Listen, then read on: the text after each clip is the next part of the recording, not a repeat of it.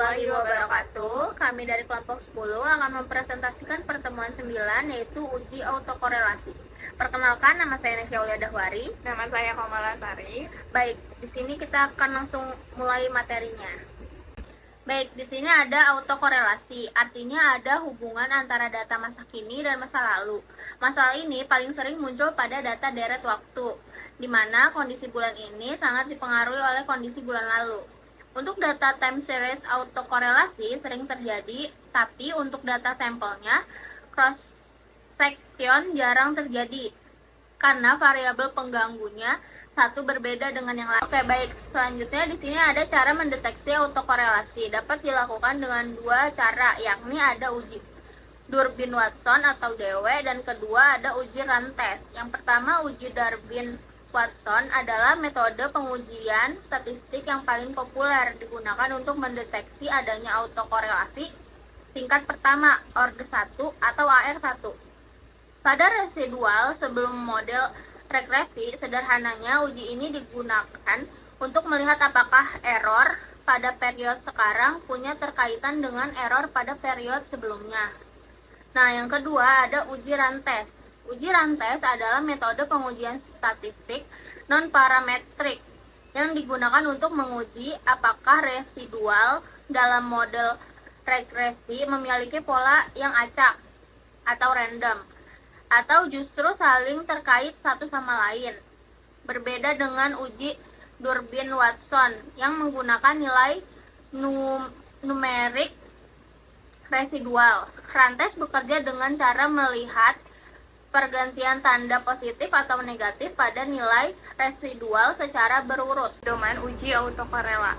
Untuk menarik kesimpulan, nilai DW hasil hitung software atau SPSS atau FUS harus dibandingkan dengan nilai kritis dari tabel Durbin-Watson, yaitu nilai DL atau Durbin lower, dan DU Durbin upper berdasarkan jumlah sampai N dan jumlah variabel independen. Nilai DW itu skala 0 sampai 4 bagi menjadi 3 kondisi berikut agar audiens langsung paham. 1. Kondisi ideal atau skor sekitar 2, tidak ada autokorelasi, model regresi Anda sehat dan bisa dilanjutkan. Yang kedua, kondisi menuju 0, skor 1,5, terjadi autokorelasi, positif artinya error, data hari ini cenderung ikut-ikutan searah dengan error data kemarin. Dan yang ketiga, kondisi menuju 4, skor 2,5, terjadi autokorelasi, negatif artinya arah data hari ini berkebalikan secara ekstrim. Selanjutnya ada dampak autokorelasi, ada 3 dampak, yaitu terjadi signifikan semu, modal tidak lagi bersikap teduh, dan nilai R squad menjadi terlalu tinggi. Autokorelasi dalam model regresi dapat menyebabkan kesimpulan yang menipu dan tidak valid. Masalah ini membuat nilai standar error mengecil yang meningkatkan nilai T-hitung. Ini menciptakan signifikan semu, di mana variabel independen terlihat berpengaruh padahal tidak. Meskipun konvensi regresi tetap tidak bias, model kehilangan efisiensi dan tidak lagi merupakan blue, nilai R squad R akar 2 juga bisa meningkat secara menipu, memberi kesan bahwa model sangat baik, padahal sebenarnya hanya bias dari error yang saling ketergantungan.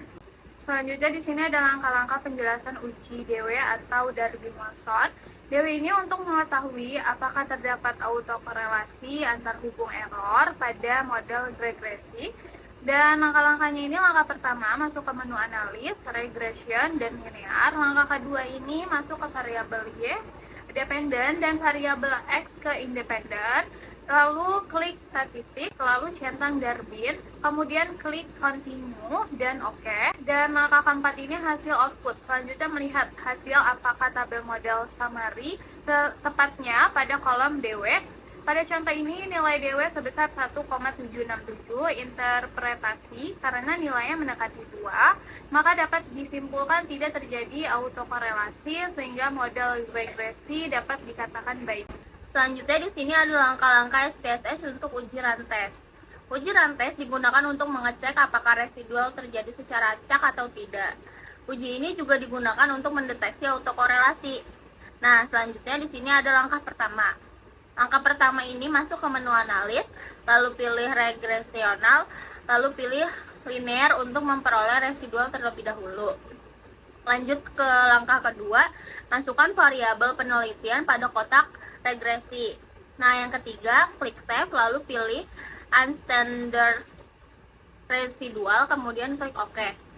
Selanjutnya, langkah keempat, setelah residual muncul di data view, masuk ke analis, pilih non-parametric test, lalu pilih legacy diagonal, lalu pilih runs. Langkah keenam itu hasil outputnya. Untuk melihat nilai, cara membacanya yaitu jika sig lebih besar dari 0,5 tidak terjadi autokorelasi atau data acak. Jika sig lebih kecil dari 0,05 terjadi autokorelasi.